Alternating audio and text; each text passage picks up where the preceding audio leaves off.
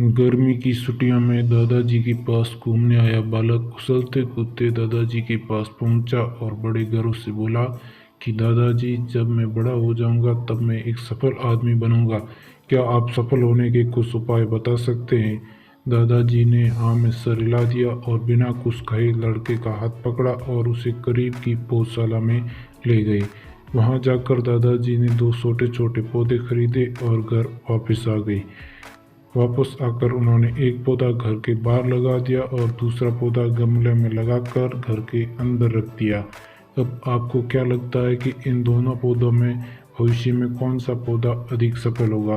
दादाजी ने लड़के से पूछा। तब लड़का कुछ समय तक सोचते रहा और फिर बोला, घर के अंदर वाला पौधा ज़्यादा सफल होगा क्योंकि वो हर एक खतरे से सुरक्षित है, जबकि बाहर वाले पौधे को तेज धूप, आंधी, पानी और जानवरों से भी खतरा है।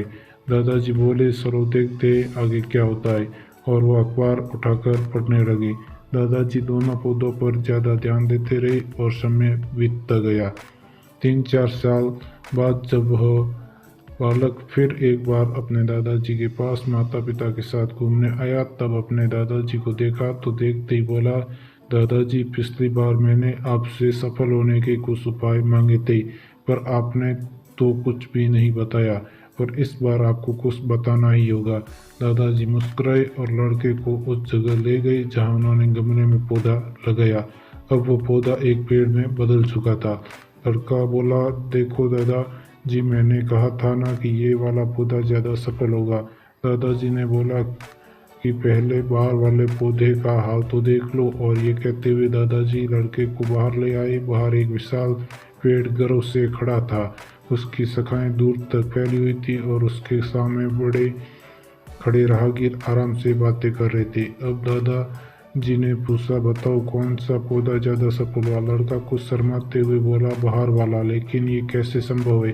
बाहर तो उसे ना जाने कितने खतरों का सामना करना पड़ा होगा। दादाजी मुस्कुराए और बोले, हाँ, बाहर वाले पौधे को बहुत सी चीज़ों से सामना करना पड़ा, लेकिन समस्या का सामना करने से अपने फायदे ही तो है।